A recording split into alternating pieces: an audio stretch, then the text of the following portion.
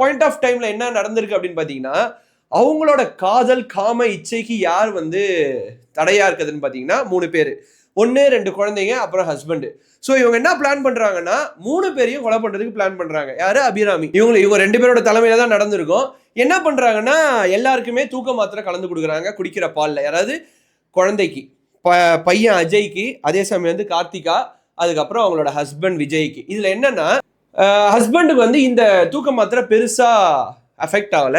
அதே சமயம் 2 குழந்தையில ஒரு குழந்தை வந்து பொண்ணு தாங்கல, சின்ன வயசுல 4 வயசு தான், இறந்துடுச்சு, பொண்ணு இறந்துடுச்சு. அஜய்ன்ற பையன் ஏதோ அப்படியே மயக்க நிலையில ஏதோ பழைச்சிட்டு இருக்கான். பட் இருந்தாலும் அந்த பையனை வந்து தலைக்காணி வச்சு அமுக்கி சொல்லும் போது வைத்தச்சலா இருக்குங்க. உலகத்துல குழந்தை கிடைக்காம ஃபெர்டிலிட்டி சென்டர்ல மணிக்கணக்கில் கியூல நிக்கிறாங்க. 10 லட்சம் 15 லட்சம் 20 லட்சம் சொல்லி ஃபெர்டிலிட்டி சென்டர்ல ஐவிஎஃப் பண்ணிக்கிட்டு படுத்த படக்கையா இருந்து கஷ்டப்பட்டு குழந்தைக்காக ஏங்கி நிக்கிற காலம் இது.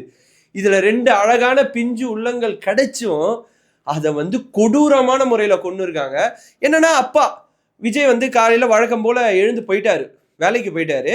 வேலைக்கு போயிட்டு வர வரைக்கும் இந்த 2 பசங்களோட பிணம் கொண்டுட்டாங்கல்ல, 2 பேரையும் கீழே வந்து பெட்டு கீழே போட்டு உட்காந்துருக்காங்க இவங்க. ஏன்னா வந்தா என்ன பிளான் அப்படின்னு பாத்தீங்கன்னா, ஏதோ எக்ஸ்ட்ரா டோஸ் ஆயிடுச்சு அதனால குழந்தைங்க இறந்துட்டாங்கன்னு சொல்றதா பிளான். பட் ஆனா ஈவினிங் வந்து அவங்க ஹஸ்பண்ட் வரல. ஏன்னா அவருக்கு ஏதோ ஒரு வேலை வந்து கொஞ்சம் டைம் ஆயிடுச்சு, எக்ஸஸா டைம் ஆயிடுச்சு, நான் வரதுக்கு லேட் ஆகும்னு சொல்லியிருக்கேன். இதுக்கு மேல்பட்டு நம்ம இங்க இருந்தோம்னா பிரச்சனை ஆயிடும் அப்படின்னு தெரிஞ்சவங்க